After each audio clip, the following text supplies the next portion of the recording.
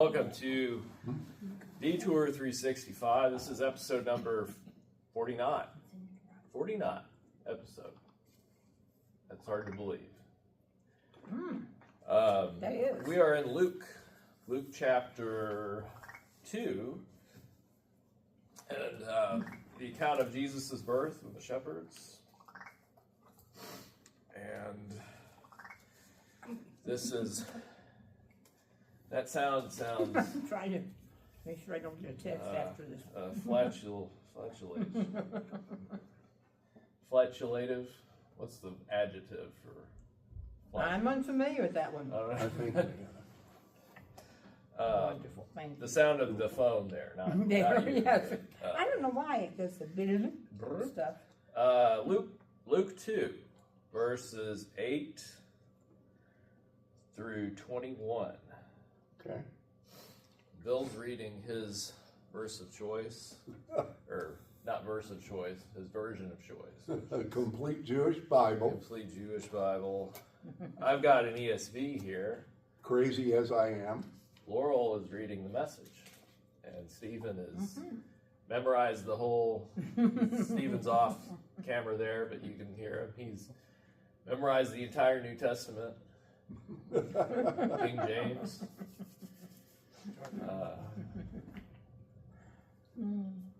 So. Are we ready? Yes, I'm just pouring half and half into my coffee. Well, okay. That's when you hear a bloosh. Bloosh. In the countryside nearby were some shepherds spending the night in the fields, guarding their flocks. When an angel of Adonai appeared to them, and the Shekinah of Adonai shone around them, they were terrified. But the angel said to them, "Don't be afraid, because I am here announcing to you good news that will bring great joy to all the people. This very day in the town of David, there was born for you a deliverer, who is the Messiah, the Lord. Here's how you will know. You will find a baby wrapped in cloth and lying in a feeding trough." Suddenly, along with the angel was a vast army from heaven, praising God. "In the highest heaven, glory to God, and on earth, peace among people of good will." No sooner had the angels left them and gone back into heaven than the shepherds said to one another, "Let's go over to Bethlehem and see this thing that has happened, that Adonai has told us about." Hurrying off, they came and found Miriam and Joseph, and the baby lying in the feeding trough. Upon seeing this, they made known what they had been told about this child, and all who heard were amazed by what the shepherds said to them. Miriam treasured all these things and kept mulling them over in her heart. Meanwhile, the shepherds returned, glorifying and praising God for everything they had heard and seen. It had been just as they had been told. So, No, go ahead. on the eighth day, when it was time for his Brit Milah, he was given the name Yeshua, which is what the angel had called him before his conception. Thank you. So just to make sure, on verse 14 it says, people of goodwill? Yes. That's something I've wondered about. I'm kind of jumping into the middle of this, but Quite literally. yes, in many ways. Yeah, me too. Glory to God in the highest, and on earth peace among those with whom he is pleased. Ah, But yours and says yours the goodwill. ESV. And more traditional readings have peace on earth, goodwill toward men. Yes. So a lot of different ways people have desired to phrase that through the centuries. Those are some pretty big differences, though. Yes. The King James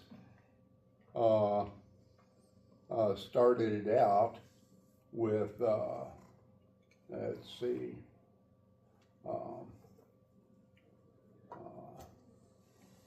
let's see.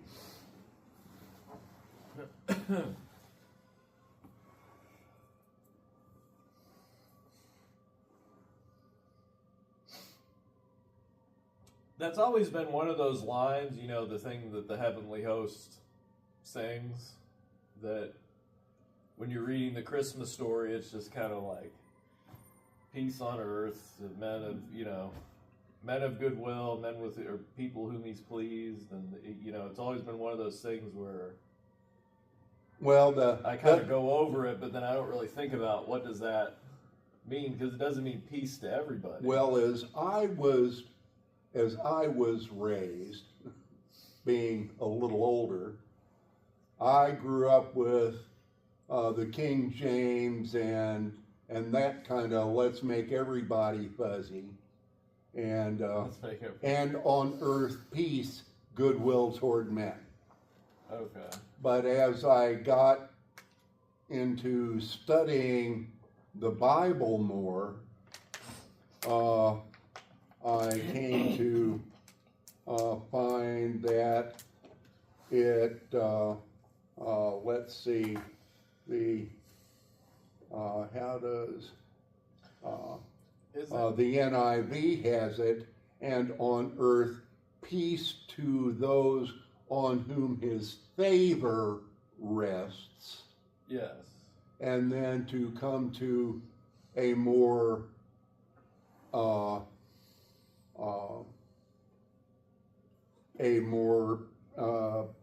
up-to-date version, which is one I read today,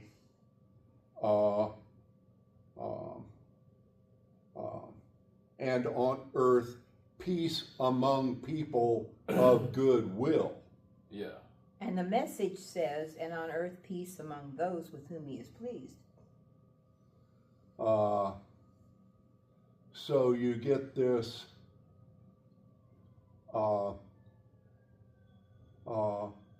there's really not very much difference between peace among people of goodwill. There's a little bit of difference. I guess I tend to. What's a person of goodwill?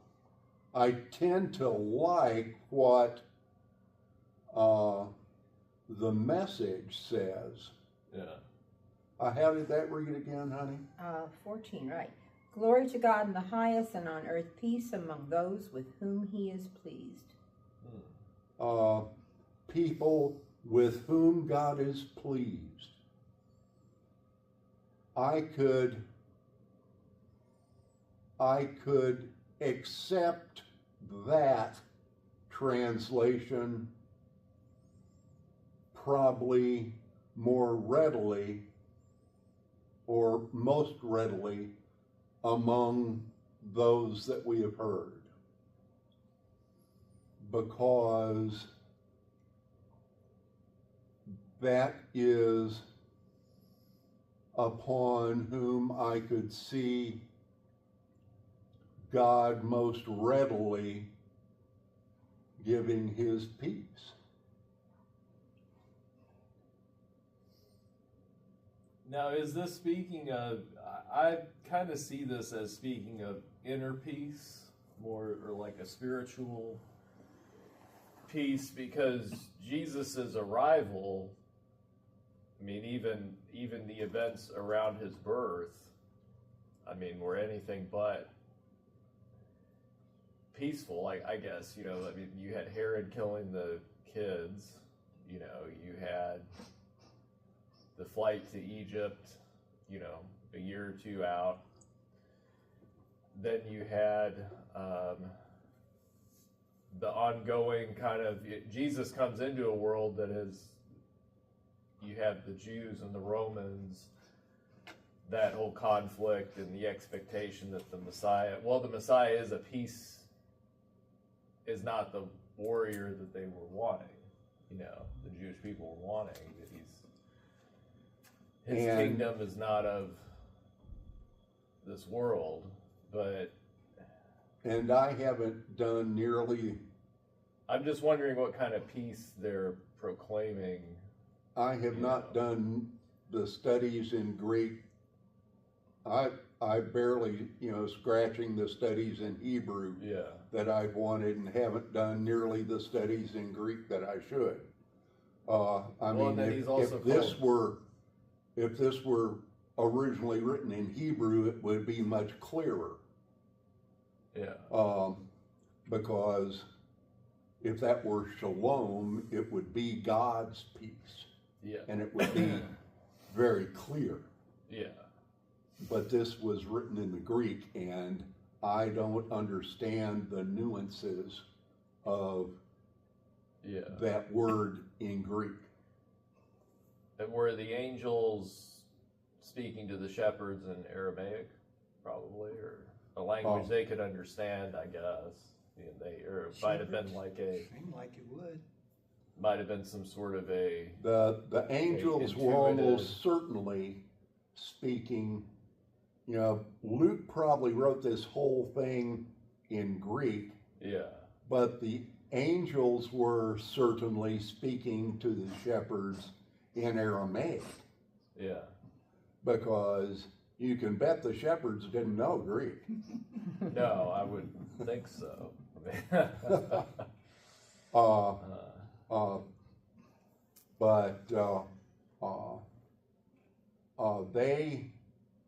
They understood.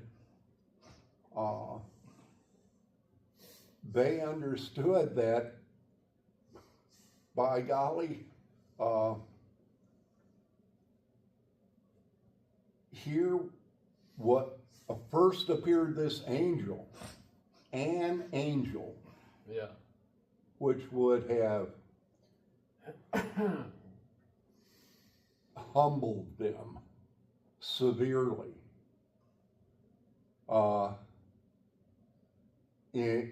At night, coming to them with God, surrounded in God's glory. This entire area around them and this angel, surrounded by God's brightest of lights. And the scriptures tells us that they were terrified.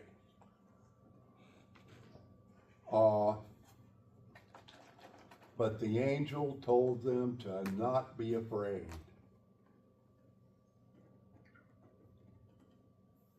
And he was announcing good news.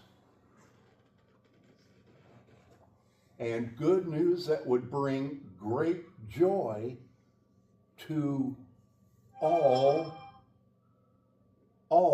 the people.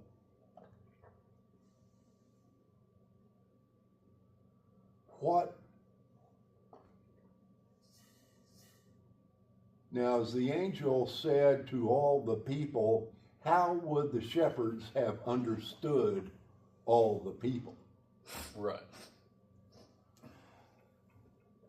Well, I guess this is kind of a good segue into, and it fits with the theme that we've been looking at with this little Christmas series. I think Nathaniel said it last time. What did he say? Jesus for the people or something? We're kind of looking at these stories that, show God working through different people in very humble circumstances. When we're looking at the Christmas story, and I guess, the whole Bible is also that, but especially the Christmas story. And in this case, you have the lowest people really on the social scale, which were shepherds. And, you know, they would have been the eyewitnesses to this, and yet, did you mention something last Sunday about them not being allowed to be eyewitnesses? And Yes, they weren't permitted to be witnesses in court.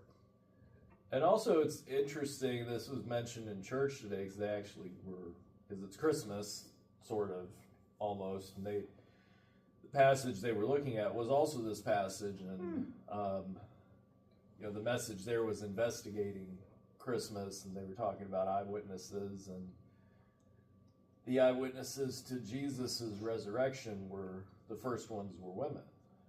They were also in that category, and so I guess what kind of struck me about that is that if you were making up a story, like if you were trying to make up a hoax or something like that, you wouldn't. This is something somebody wouldn't make up. The shepherds were the ones that heard this, and you know, you would want to put somebody in there that was more. If you were trying to make a story that was appealing, I guess, to people and credible, you wouldn't make up shepherds. Yeah. Your audience would be people who could be witnesses in court. Right.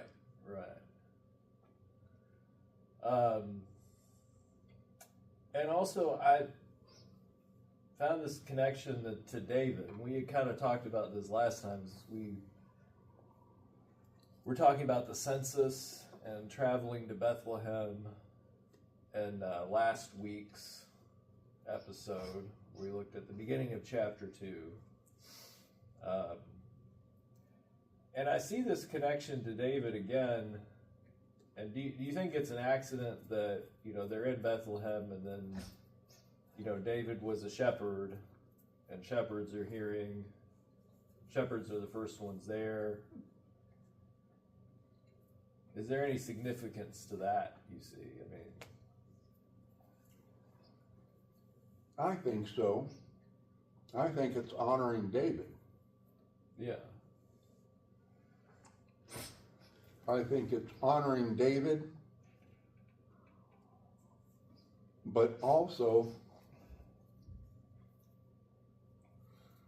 I think it's calling for people to remember their roots.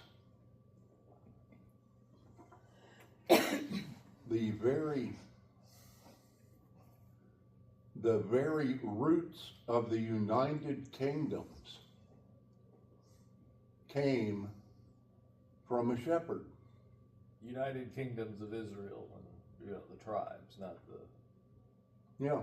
But another take on that is that universal message that God had for us. He sent Jesus for the elite, the middle class, and the lowly. And he put the lowly first. Yeah. Well, I guess that could be another way of kind of summarizing this series. You know, the last will be first, or you know. And also David, if you remember his selection, he was the last son. He was the youngest, and you know, Samuel. Was it God speaking to Samuel, and God told Samuel, you know, don't look at them like you would, you know, or was God speaking of himself when he said, you know, I don't look at the outside, I look at the, God sees the heart, or something like that. And, You know, God was David telling Samuel what he looks at. Right. And he told Samuel, you know, don't look at when he told him to choose Saul, he said, look for the tall and Yeah. but not when you're looking for David. Now, was David? I know he kind of gets this reputation of being small in stature because he's going after Goliath. And in comparison, he'd be small compared to Goliath, and maybe small compared to his brothers when he was younger. But did he? It doesn't mention that he was tall like Saul was. I know of nowhere in the scriptures where it tells us what sort of stature he attained in his adulthood. Did it say he was handsome, or it might have said something like that, or he wasn't like an impressive looking person necessarily, but I don't recall anywhere in scripture where it tells us whether he was handsome or not. yeah. Maybe I'm thinking of Saul. Yeah, because Saul, I know it says tells that us he about Saul. was. Yeah. But I think David was just another run-of-the-mill, I think it described him as ruddy or something like that. run-of-the-mill okay guy. Yeah, I guess so. Well, let's find out. Just another Hebrew in the mix. Yeah. Fit to be a shepherd, I guess. He was one of the lowliest of people who established what it was to be an elite in Israel. Well, yeah, he rose from being a shepherd to a king, and Jesus is the king Of being kings. born, in a manger. Now, this might be kind of splitting, this might be kind of going too deep into this, but were shepherds like a class of people? Because you have David, and he's part of a big family, and he's tasked with being the shepherd of the family, but was his family... Do you remember if his family was a family of shepherds and they just had David doing all the work, or they maybe owned a few sheep and he was just... They probably were a poor family and they had sheep. Oh, okay. But not so many that all the brothers would be doing that. They probably... Or was it that they just didn't bother to bring him in?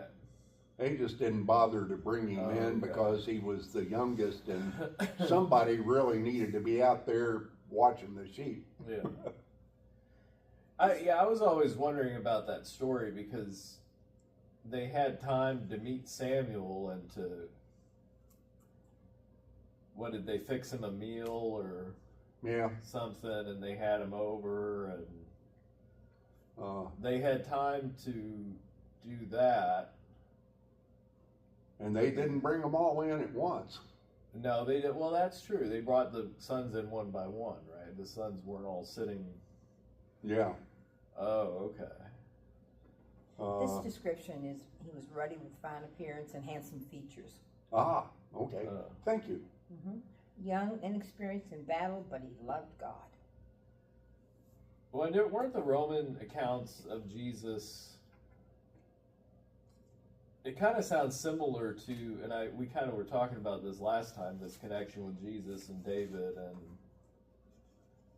I know physical appearances are kind of superficial, sort of, but wasn't there some sort of Roman description of Jesus that kind of described him in a similar way? Like,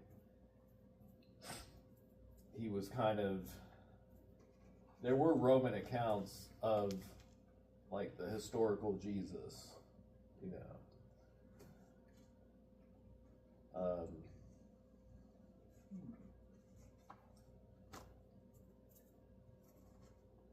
but... This description, and I'm not sure where it is, that he was strong and unassuming, who becomes God's choice. He's humble yet self-possessed. His humility becomes clear in his youth when he kills the giant and declines the use of Saul's royal armor. Yeah. No, that's David. Also set a height of 17 feet. Goliath. No, David. Wait a minute. I'm sorry. That's the Italian Renaissance sculpture. Never mind. Boy, he was a big boy. I didn't know the sculpture of David was that tall. I didn't either. Huh. Well, they do make him look muscular, sculpture, but I guess you would have to be. Most people probably were muscular, just having to go through life, you know, and do things. Something out there being where you Yeah. might battle wolves. Yeah. Sheep. Become strong. And that was back in the days when kings led their men into battle. Yeah. And if you remained a king, you survived.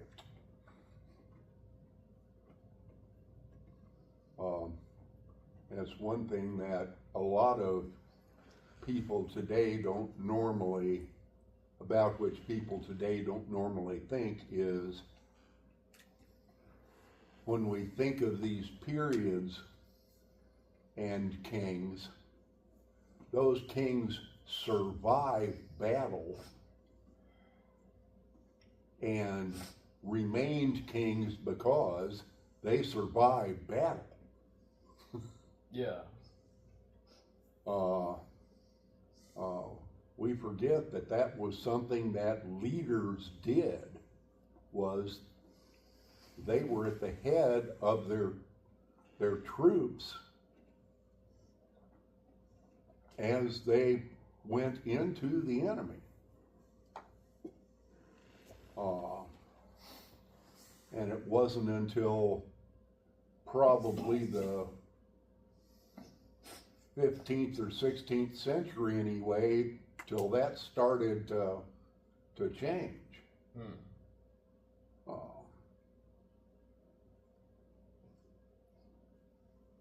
So, I mean, it was. But I guess if you're the Roman emperor, you wouldn't, you know, there are battles happening all the time, all around your empire. You wouldn't necessarily be Not if you in were Rome. not if you were the emperor of Rome, but to become the emperor of Rome, You would have to survive some battles. you would have to survive a lot of battles. But yeah. Look at Julius Caesar. Yeah. You know, he survived taking his troops through Gaul, through Spain, Yeah. and all of the battles that entailed. The Caesar's Gallic Wars. Yeah. The man was a brilliant leader of men. Yeah. And he did that by surviving and leading his men very well. And he did that by being at the front and taking his men where they needed to be. But we digress. Well, I mean, I can kind of see, you know, Jesus being the perfect embodiment of this sort of example of kings, you know, the rightful kings being the ones that went to battle with their people, you know. Yeah, Jesus was. Yeah. We even see it. But his wasn't a military conflict. It was, you know, but he was still sacrificed himself. I mean, it was a spiritual war. spiritual war. Yeah. And Jesus was at the very forefront Yeah. of that battle and is standing at the forefront of that battle today. I think it's something that most Christians don't think about today. It's a song that that I haven't heard in years in the church, and that's Onward Christian Soldiers. I don't know that have you ever heard that in church, William? I have. I have. A long time ago, when I was a child. But it's been a long time. Well, I do hear a lot of, I mean, I don't hear that hymn in the church that I'm going to now, but they do talk a lot about spiritual warfare, and that is, that even though the kingdom of God is victorious, it's still, the war is still going on. I mean, which is kind of weird to think about, but Jesus defeated Will defeated sin, I guess, on the cross and being raised and giving us away, to God. But it's like the victory is there, but I guess in God's eyes it's already happened. God is outside of time. As we know for it. but for those of us that are still in time, we're having to go through this spiritual war, which I don't know, makes me think about even the people in the Christmas story that we've talked about. Like they were chosen. Take Mary and Joseph, for example. They, I guess, knew that Mary was carrying the Messiah, and God wouldn't allow them to be killed on the road to Bethlehem, but they still had to go, on the road to Bethlehem. It was still dangerous for them. Yeah, it was still dangerous, which is kind of weird to think about. Well, I mean, even the parable of, if you build your house on a strong foundation, it still gets hit. It stands, but it still gets hit by the storm. And, why does, I mean, I kind of have an answer to this, but, why does God allow the storm to still come sometimes? Bingo, the like, question of the day. Boy, how many times have you heard me? The storm still comes. The robbers still approach you. It is still fearsome. Yes. It is still scary. But is it an illusion in a sense, because it's not, I mean, it could physically kill you, but I mean, it's not going to,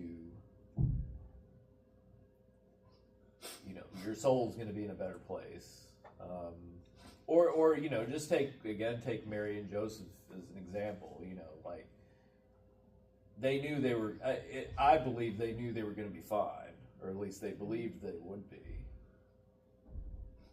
But they still had to go through this whole dangerous journey, and I don't know. Well, Mary knew that she was going to live to give birth to her child. Yes. Didn't know that Joseph was going to make it. Well, that's true. And it wasn't particularly comfortable. And it was certainly an uncomfortable dangerous journey. And who knew what kind of trials and tribulations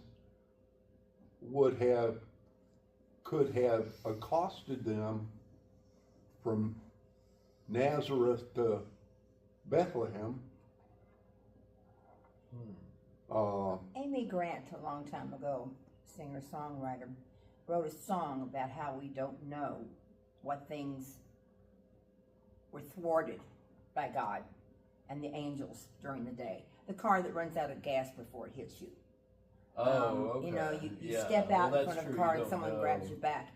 And there was a cartoon once, and it had people walking, but all these angels with their swords battling in spiritual warfare. We have no idea what goes on in that realm. Yeah, I guess we don't know what we're saved from, but we definitely know what we're exactly allowed to experience. Yeah. So when I say, God, why did you do this? He says, look what I felt did. I kind of really, I did a lot of things that save you.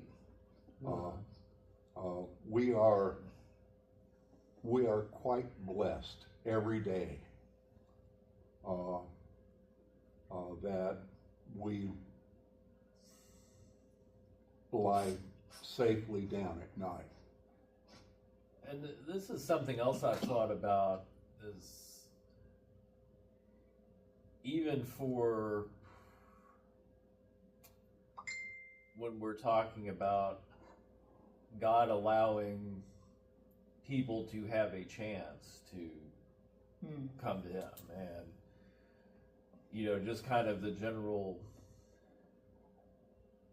grace that is out there. I mean, there's certainly people that have very hard lives, you know, in very difficult circumstances.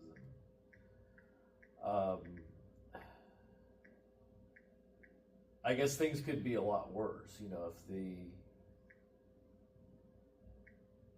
if Satan were just allowed to do anything that he wanted, you know. But God does put some sort of, I guess, you know, parameter, you know, God is still in control somehow and doesn't allow the wheels to completely fall off all the time. God has to give permission for Satan to do anything. Yeah. And I think that's something that we don't often think about. Well, I guess an example might be like, you know, humans we haven't killed ourselves with nukes yet, or, you know, we haven't completely, you know, there have been wars, there have been battles, there have been conflicts, but, you know, we don't, you know, the end times are going to come when God wants them to come. There's not going to be like, we're going to press a button and make it happen. We've had nukes for 80 years. Yeah, or Satan's going to press a button and make it, you know. We've had nukes for 80 years. I mean, do you see a divine hand in... Because I think there was some story about that there was I mean, we've been pretty close. I mean, we're close. We're always close to like a nuclear war, but you know, it's like one of those things. Wasn't there like a false alarm back in the Cold War era? Oh yeah. There was like some Cuban Missile Crisis in 67, 66. I think it was. Good enough. That's good. Yeah. We were within like 3 minutes or something of having a nuclear war. But there was maybe this was not when that happened, but there was some Soviet captain or whoever that was charged with sounding the alarm if a missile crossed over, you know, because they had detection systems, but sometimes the system was wrong, you know, like it could detect something that wasn't a missile, you know, and I don't know if they had ICBMs back then, but, you know, oh yeah. Like, but not as fast as the ones that we have now. But you know, they had ICBMs and they could detect them, but then sometimes it wasn't. They weren't sure what it was. What it was, right? And then, you know, it was kind of like you had to make the decision before it arrived. Yep. You know, if you were going to think that it was one or wasn't, and well, I guess long story short, he decided not to counterattack. Yes. And it turned out to be a false alarm. So, you know, there are a lot of instances like that. There have been a few, yes.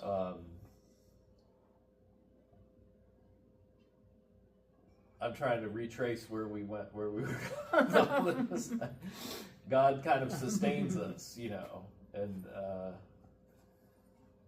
I like think mankind as a whole, but you know, also individuals, and God has made sure we have not wiped ourselves off the face of the planet in a number of different times. I mean, and we tend to kind of, when something bad happens or a storm comes, we tend to, you know, notice how bad it is, but then, like you were saying, we don't know all the other stuff, that there's an infinite number of things out there that. But we could have do happened know to us. our most powerful thing in our arsenal is prayer. Yeah. And I've heard stories of people, this actually has happened to me too. I awaken in the middle of the night, and I don't know why, but I feel compelled to pray for someone. I don't know who it is, but I just do so. And I thought I was just crazy. I really thought I was nuts until I read something about someone who awakened in the middle of the night and prayed for a missionary. And it turned out there was someone from her church, and he came and told them how at that same moment he was being attacked by a gang of thieves in the jungle, and God delivered him. Two really big angels appeared. Oh. So, I mean, I believe that could happen. I don't know if that's exactly true, but I believe it certainly is possible. And my mother and father used to cover us with prayer each day before we left the house. And I've forgotten about that.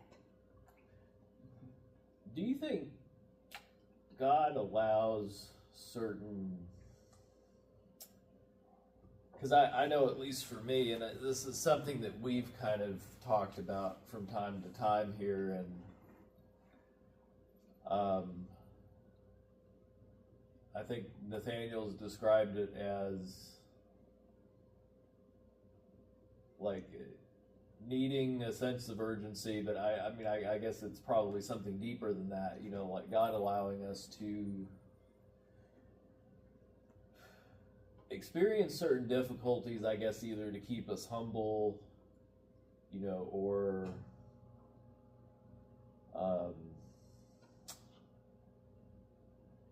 well, when things are going well, are we more likely to pray than if things aren't going well, you know? Or there's kind of a balance, you know. I guess if things get too bad, some people just kind of throw up their hands and give up, you know. But then also, if everything always goes our way, we wouldn't need him. Yeah. Is it in scripture that it talks about iron sharpens iron? Yes. That God is refining us. Boy, Mm-hmm. I wish there were another way. It's like, this is not where I want to be, God. Shouldn't we be farther down the road? Well, we could use David as an example too. We've talked about,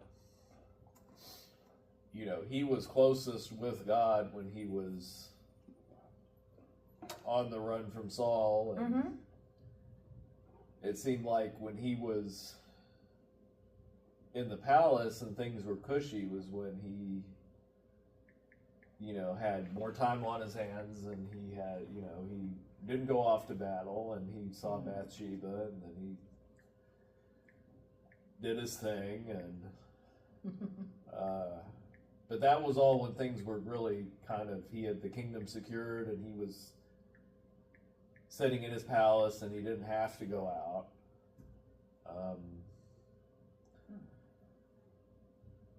Or he chose not to go out. Yeah. Uh, Now, something I pray for, and that this might be something that you prayed, or somebody listening to this, you know, that I keep having a desire to pray and ask God for help, but you know that I guess I'm trying to think of how I would say it. Like, Life gets in the way. well, you know, don't make me have to go through something difficult to like be motivated to pray. You know, because I don't know. I feel like God allows certain things to. Mm-hmm. And then I realized that at the time, I'm like, oh, okay, I'm praying a lot more now because I need this thing to happen, or I don't want this thing to happen. And there's like a sense of urgency, you know, but like, wouldn't it be nice if we didn't have to have that? Like that we just would be able to, there's probably a better way to say it, be able to handle times of abundance and good times. And be thankful and, you know, draw closer to God in those times, just as we do in our times of need. You know, maybe that's also me trying to avoid having difficult times. I don't know. Yeah, they're really a drag. You know what I mean? It's in Proverbs 27:17 that says, as iron sharpens iron, so one man sharpens another. And then someone had added this, with fellowship and prayer and other interactions. Rubbing two iron blades together sharpens their edges, and people can sharpen each other's minds. Yeah. Like we're doing here. I would say so. Yeah. But sometimes also I think, you know, not that Nathaniel's like an adversarial presence by any means, you know, but sometimes we have good little debates or discussions because he has such a different perspective on things, and you know, there could be people that have, well, hopefully that have his perspective that listen to this, you know. Yes. But sometimes things come up that you wouldn't have thought of without that, you know. Because we generally agree with each other on most things. Yeah. I mean it. And I think he does too, in a way, but you know, he has a different. He's on a journey. He's on a journey. I mean, as we all are, but. And not every person's journey is the same. Yeah. And it's really good to have divergent perspectives. Yes. Speaking of which, has he tried to call? He did. That is. He thought he would try to make it. He may not have awakened in time. Didn't he say something about it being early in the morning for him? Well, 9 o'clock. Early in the morning for him? He was on break. Let's see, what time is it here right now? But It's, I did send a text. is it 9 p.m. here right now? It's 8 something. 8:35. 8:35, so it's Pretty close. 9:35, 10:35 there. 10:35, so you should be awake. Yeah. 10:35 a.m. Yeah. Oh, I'm sorry. So hopefully we will hear from him during this time. I mean, we could take a break and I could allow you to call him if you wish, or I hadn't thought about that, but that might be a good idea. open up the lines. give out our phone number. If you wish to call us, our number is 888-549-27. Brayer. Why don't you call him, Henry? Okay. So I will pause it. Not pause it, but pause it. There we go. For a second. And, I will call More likely to listen to you than me. after my mouth is less full. No. I guess, so this is the conclusion. Let me make sure we're, yes, excuse me. I might edit that part out, but, clear my throat into the camera there. 51 minutes in, and, let's see if we have anything else. There's a lot to, I had a few things, goodness. I should have a cough button, but, oh. Thank you. I don't know if that. Oh. You went under the chair. Well, the last time I gave you a ball right there. I had a couple of things highlighted. Yes, sir. Let's see. I wrote this, and I don't remember writing it, but somebody did in here.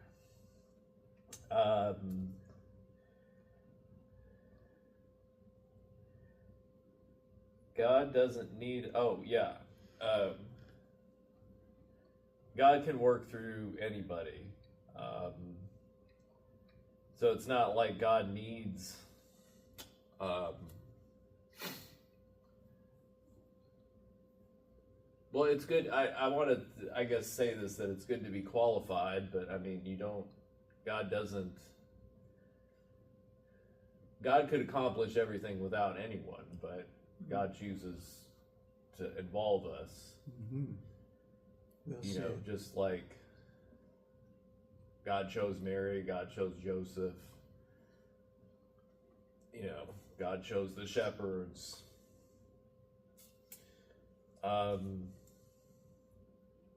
So that's kind of humbling, and I know it's kind of like an obvious thing, but I guess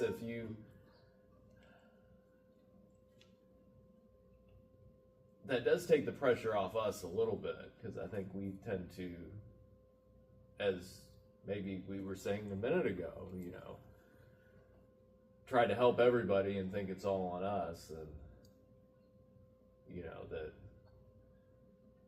God's kingdom's going to fall apart if we don't show up and do everything, but, you know, But really we it's are- not up to us. We are caught up in spiritual warfare that you mentioned earlier. Yeah. And I'm sure that Satan wants to amplify any situation and make it more than it is, or get us to overdo. And I guess I don't know if you've ever had this, but like if I tell somebody I'm praying for them, I think like, well, I sure hope, you know, God does something, because if God doesn't do something, it's gonna look bad on me. You know? But really, it's up to God. You know, it's not.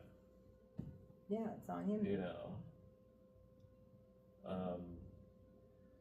But then there is that other, I mean, I don't know. Well, I mean, in this case, in this story, the shepherds went off spreading the news. And God was able to work through that somehow. Like, the people that society saw as, like, least reliable.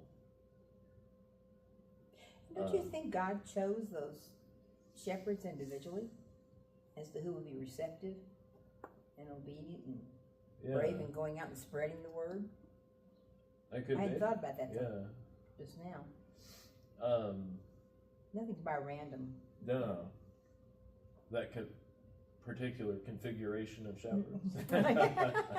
God has a wonderful day planner. He really has Well, everything now, organized. I always picture them being together, Mm-hmm.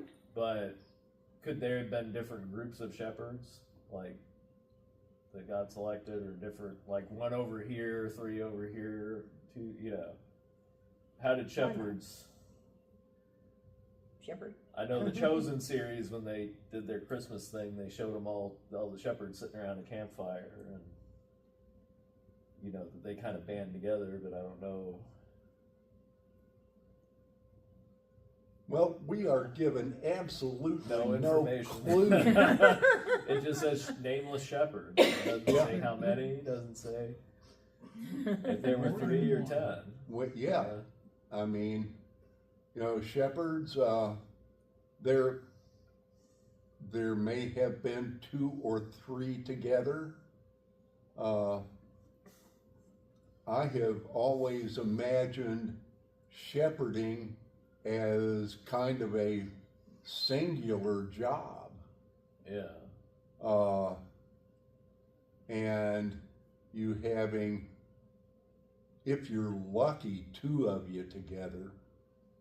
But would you, for safety and security, be with, you know, you would have your sheep branded or whatever, and Jehoshaphat over there would have his sheep, and No, I think I have never heard of sheep branding.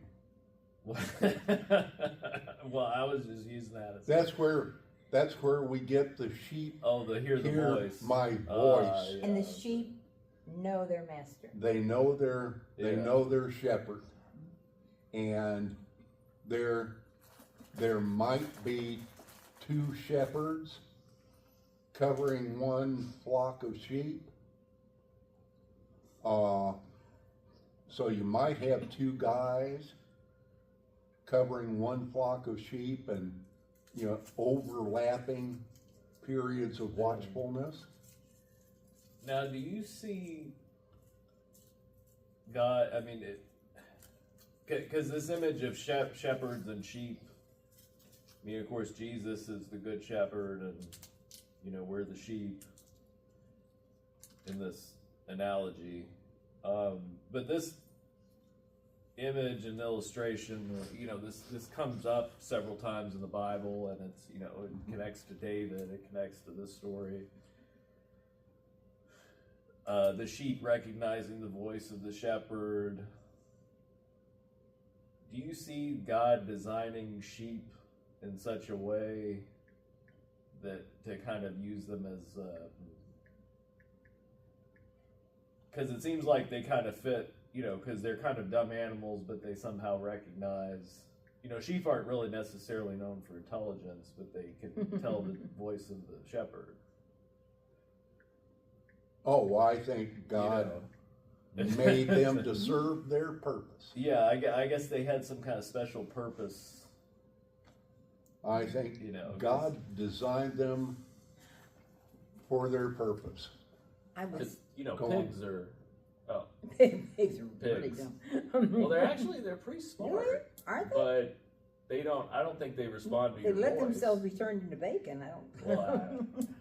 Well, Well, each shepherd, it says, had a different voice or mechanism to call the sheep, and his flock would know that sound. I didn't realize that, but that makes sense. And all the other sheep in the corral would just ignore the sound because it meant nothing to them. Mm-hmm. yeah. Well, that does give credence to them having some intelligence. But I've also heard just them described as kind of Dumb. dumb and dirty, and Just following like a sheep, you know, herd of sheep. the sheepdog is intelligent, but the sheep are kind of. All they want to do is eat, Yeah. and they will wander off. Yeah. There was a Which is interesting too, because that's kind of like people. But they can still come back, you know, if they hear the voice I was of the shepherd. assistant scoutmaster to a fellow when I was in college, and he had sheep on his farm, Oh. and he was just showing me that The sheep were just incredibly stupid animals. And they would, you had to watch them very carefully and make sure that they just did not completely eat an area of ground just completely down to the dirt. You had to keep them moving off of an area of ground, or else they would just eat down to the dirt. And but keep them moving and keep them together, or else you would have sheep wandering off just looking for a bit of tasty grass hither, thither, and yon. And it's good to have a good dog or two with the sheep to keep them together and keep them moving. And then when you called the dogs in at night, the dogs would round up the sheep and bring them back. And it was from that I was just fascinated that sheep were indeed that dumb. Yeah, I mean that. And for the Bible to illustrate to us that, you know, we're to God like sheep are to us. That's kind of a scary kind of illustration. Well, I mean, it doesn't describe us as squirrels, you know, who store away nuts and they're or ants, or you know, all these animals that the Bible talks about too, that are examples of being wise, or you know, you look at ants and squirrels, and they're pretty sharp. yeah. But now sheep have it for dumb. You know, you look at the cities that ants create. I was looking at, there's some YouTube video about where someone poured, I don't know how much concrete down into this ant city that turned out to be, I don't know, 2 meters deep, and it was just this fantastic labyrinth that these ants created. Just a fantastic city that, you know, people would be amazed. So at least as complex as anything people have made. Yeah. And, you know, you talk about squirrels, you know, the animals that store stuff in like caches of food here and there, and they remember where they are. And yeah. How many things have you put away in the house that you? Or I know I've forgotten where I put things. Or migratory birds, you know. I don't know. Yeah, the birds that they find a particular spot thousands of miles away, and they're able to go back to it. Yeah. It's but sheep can't do that. Sheep are lucky to find their way across the yard. I have a question that I found. It said not only can sheep recognize up to 50 other sheep faces and remember them for 2 years, but they can also recognize human faces. Now, how on earth do you quantify that? I mean, well, we're kind of the same way. We can remember a face. But how do we know? You know, sheep says that's number 46. I mean, I don't see how someone can. Well, they know what order they have to jump over the fence. Oh, something else I did want to address, and this is kind of, I guess, the last thing in this that I did have.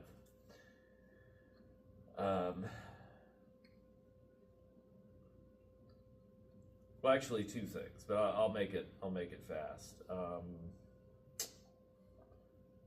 The whole thing with angels and fear, because it starts off by saying that the shepherds were filled with great fear, and the fact that this whole thing came out of nowhere. That's kind of another thing to think about from, we tend to think of this story as we should from that this is part of God's plan, and Jesus was being born, so of course the angels were going to appear, but the shepherds didn't have any idea about the prophecies or anything, or the timing of anything, or the wise men at least could see the star in the sky, and but the shepherds were just kind of minding their own business and going about kind of a boring existence, and then all of a sudden their lives changed just kind of out of the blue. And I kind of see a little message in this about, we never know. I guess we tend to think of our life as linear, but it's really like there are certain moments and certain things that have a lot more weight that kind of stand out, and somebody like these shepherds, they saw more in that night than they saw the rest of their life. Yeah. And I just wonder what kind of impact that had on them, and also that, how that relates to us. And, we could be living 60, 70 years, and I guess kind of like Moses too, not really realize what we're supposed to be doing until we tend to think you should know what your calling is or what your whole life's purpose is by the time you're 30, but that doesn't necessarily always. And even then, you don't know what you're going to be doing when you're 60 or 90, or anything can happen. God can make anything happen. And Well, yeah, we don't know how old the shepherds were. Yeah. One may have been in his youth, mere teenager like David. And one of them may have been an old man. Yeah. You think about Moses, 40 years old when he killed the Egyptian. When he goes out into the desert. And I'm sure he thinks his life is over as he is a shepherd out in Midian. Then when he turns 80, he finds himself taking off his shoes in front of a burning bush. Well, and it's interesting too that it happened when he was a shepherd. Yeah. Weird He's a shepherd. coincidence. A shepherd sees a sight when he's 80. Oh, and doesn't he say something similar to what the shepherds here say? Because Moses says, "Let me go and see this great sight," and then the shepherds here say kind of the same thing. "Let me go and see this great sight. Let me go investigate." That's kind of a weird coincidence. That I hadn't thought about that, but yeah, Moses. For me. Huh. I hadn't until this moment either. But let me go investigate. but how much? We see people at what might have been at virtually the life's end. Yeah. Or Which an could have been expected age 40, end. Yeah. Yeah. For them. And here it is, just a mere hiccup along life's road. Something, and now for something completely different. Or if you were an adolescent, that was your first night shepherding, Yes. and you saw this thing, and you're like, wow, this must happen every time. Yeah. Every time we go out. Cool. I'm It's the taking my angels in the telescope sky. next. And that would be the biggest thing that happens your entire life. Yeah. What wondrous things happen in our lives, and how do we decide, how do we come to understand what significance these events have?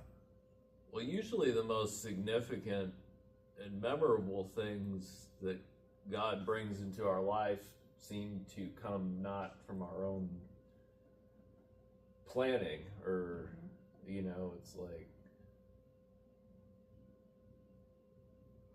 even when you're planning a vacation or something and you think things are going to go a certain way, or a trip, I mean, very often it's like the unplanned stuff that you remember,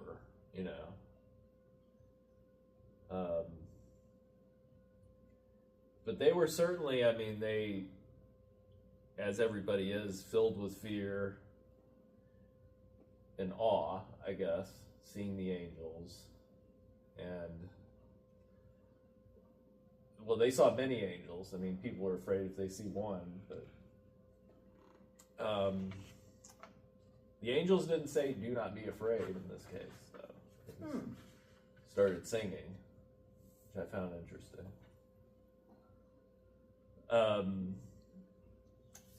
I did want to, well, I won't go off on that path, but the angels say directly, the angels did say, fear not, never mind. Cross that out. My mistake. They always say, don't be afraid. Never mind. So they said, fear not, behold, I bring you good news. The angel. It's only one angel. Yeah, it just said the angel, to begin with, and then poof, there's an army of angels in the sky. So, which would have certainly taken you aback. It would have. So it's good to know not to be afraid when you're afraid just from one, and then, But it is interesting that they always say that, because fear not, Because no matter what we want to think, an angel showing up on your doorstep is going to be frightening. Yeah. Well, there were a couple instances where an angel smote someone, right? Wasn't that in Lot and leaving the city? The angels came and... Well, they were kind of disguised, right? But then... How many times do we entertain angels unaware? Well, yeah, that's true. Never can tell. Maybe you're an angel. Well, angels have gone to battle. Oh. And like literal, physical, like been involved in helping people win battles, and so it's, I guess you could say angels have killed people, perhaps. Yeah. Well, we do know that the Herod, not Herod in the Christmas story, but in Acts, right? There's a Herod that people were saying, that calling him a god or something, that said an angel struck him down, and he was eaten by worms. Herod Antipas. Yeah. Well, anyway, I didn't want to end on that note, but Gee, that's a real mood lifter. so angels, their presence is something to Awesome. note, yes. And I wanted to ask about this. It said, "This is a sign for you. You will find a baby wrapped in swaddling cloths and lying in a manger." Now, I have kind of wondered, is that an unusual sight? A baby being born? You know, I know in this case, you know, there wasn't any room in the inn, so they had to go in the manger, but would that have been like would you call that a sign necessarily? Like,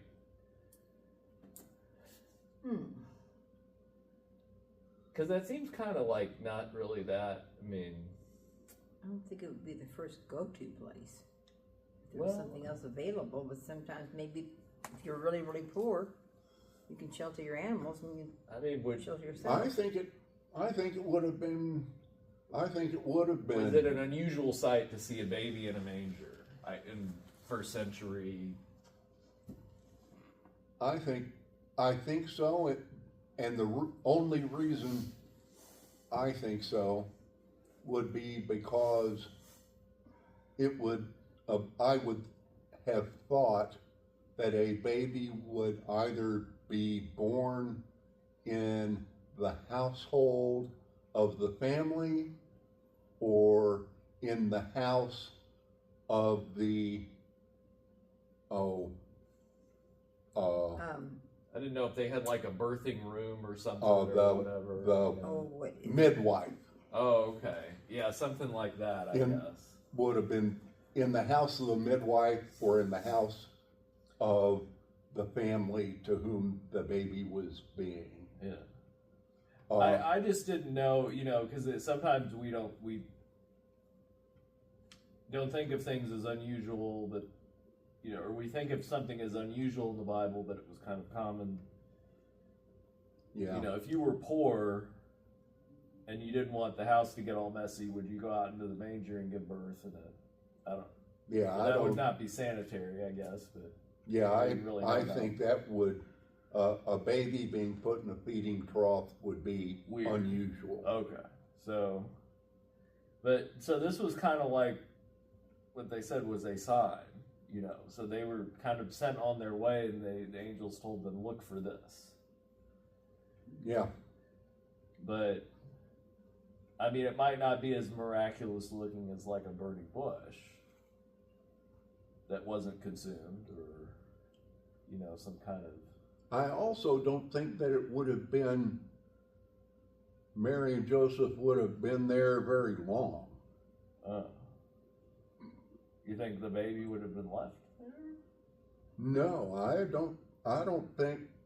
Oh, you think they would have brought the baby inside, probably. I don't know about that, but I think that Mary and Joseph, you know,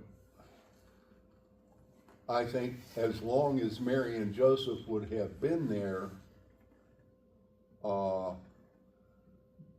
Jesus would have been in the feeding trough, but I just don't think the family would have been there very long. Oh, okay. I don't think it would have been too long after the birth of Jesus for the shepherds to have come. And we tend to think, because we have nativity scenes and they're kind of brightly lit and it's all, again, kind of warm and Hallmark looking, and, you know, I kind of envision like a dark sort of them coming at night and this manger.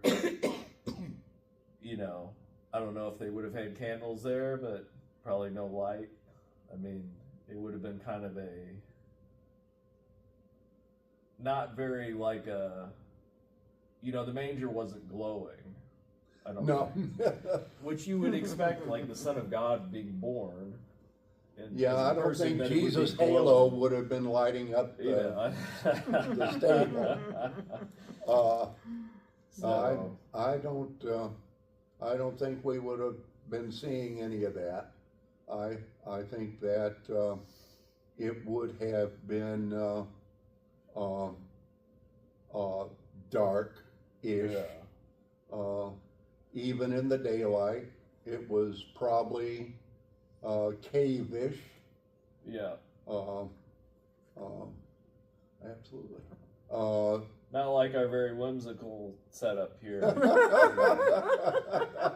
which was kind of to make a point, you know. Yes. I would be, you know, they have it in Jerusalem. I think they have Jesus' birthing place as in a cave. Yeah. And I think that is very likely so. It would have been a shelter for the animals, which would be next to a living quarters, which would have been next to the living quarters for the family. And they called the cave a stable? And they would have had that as a stable for the family animals. And that's where they would have put up Mary and Joseph, because they didn't have room in the house for all the people who would have come in for this stinking census. Yeah. And Mary would have had her baby, and I know we think today about, you know, all the precautions and stuff that's done for modern childbirth, and the only thing that gave me any sort of different view of that was from when I was in Vietnam. And when I was in Vietnam, there was one of the hooch maids. Hooch maid? Yes, we hired young ladies to clean our areas. Oh, okay. Where we had our cots. Your barracks. They weren't barracks. They were where we lived, yes, but they weren't barracks by any stretch. But clean up our areas and do our laundry, and these young ladies, one of them was pregnant, and she came in one morning, and she took a break, had her child, and cleaned her child up, and finished her day at work, and went on back home. That was work to do, And huh? was back to work the next day. You know, carried her child back with her, and, you know, just continued to work. And, you know, that was the first inkling I ever had that, you know, these women in third world countries were tough. Had to be. You know, and this, I would presume, would have been the type of woman that Mary was. Even though she was young, this would have been the kind of thing to which she was born. She would have had her child, she would have cleaned her child up, and she would have laid her child down in that feeding trough because it was there and it was convenient.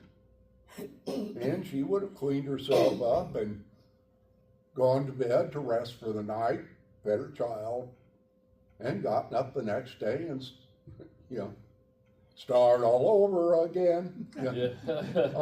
Day But, two. yeah, and day two, and we go on. But I had no idea of the kind of life that people like that would live until I was there in Vietnam. And it gave me a whole different take on what Mary might have experienced in her life Yeah. when Jesus was born. It just gave me a whole nother idea Yeah. as to what she experienced. Huh. And I know it helped me, and perhaps it helped someone else. Maybe somebody hearing this. Maybe. Maybe. Well, we have waited for Nathaniel. I think he's not coming. We hope he's Yes. doing well. So, I guess that kind of concludes things here. I mean, there's certainly more to talk about, as there always is. But I don't know which one defining thing that stands out from all the things that we talked about. Is that God desires to involve us in His kingdom. We see in this story God inviting these shepherds to be a part of this story, to play an important role as messengers. Well, the angels are messengers, and the messengers chose the messengers, I guess. Mm-hmm. God sent messengers to angel messengers to human messengers, and you know, there's God works in mysterious ways, and you know, we never know what's around the bend as far as big things that God does in our lives. And even if we think, as the shepherds probably thought, their lives really weren't all that. I mean, I'm sure they had fun sometimes, maybe being out in nature, I don't know, but hard work. Yeah. But not particularly, I guess, eventful, aside from fighting off wild animals and Well, that's, all that, if you but grow up in an environment. yeah. I watched my dad. I grew up in building homes. Carpenter. What's the difference of a shepherd? Same thing. You grow up in that environment. It's a good life to you. It's all you've seen. You're not Yeah. aware of any other life. Yeah. But I guess they weren't expecting anything to happen that night, you know, but Oh, it that was part. the most important night, you know. So you never know. But the key thing on that is for us today to look at it and see that God sees people at, I think you started with this, didn't you, at the Yeah. bottom? Yeah. People on the bottom side of, and the upper, you're talking about Jesus, the King of Kings, Yeah. being born in the first people called on to see his birth, other than his mother and father, are shepherds down Yeah. at the bottom, lowlies. Yeah. But they didn't know they were lowlies. They probably thought there was somebody lower than them. And I think the tie-in with David too shows that God is connected to people of every walk, you know, because if you think of somebody that really lived every possible kind of life well, Jesus, of course, but David in the Old Testament, you know, he was poor, he was a fugitive, he was a king, he was a fugitive, he was a king, you know, he was many different things throughout his life, but the common thing was that he loved God, and at least we're told that. He wasn't perfect, but you know, I see that connection too, you know, that Throughout it all, he loved God. right. And that's something that we have to, or we would hopefully build into our lives, is that we love God. Yeah. And God looks at that more than anything. Yes. As he did with David, as he did with these shepherds, and as God will do with the wise men who will come, because they were kings, but they were still, you know, people. People. And so we will continue this. We hope to get another episode in by the end of the year. There's something happening next Sunday. I can't remember what it is. Is that the 29th? Is that Sunday the 29th, or is that the... Next Sunday is the 29th. Oh, okay. Well, we might meet... We'll figure it out. We'll figure it out. But next, that'll be our number 50. Oh, So, wow. Ooh. Ooh. have to do something special. I so. might get napkins that say 50. 50.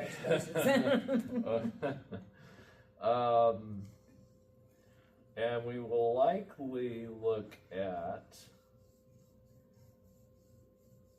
Jesus presented in the temple. And then the one after that, we'll have one more in this series after that, which isn't really Christmas technically, but it's usually grouped in with the Christmas story. It's the wise men showing up. And then we'll go back to our series that we were in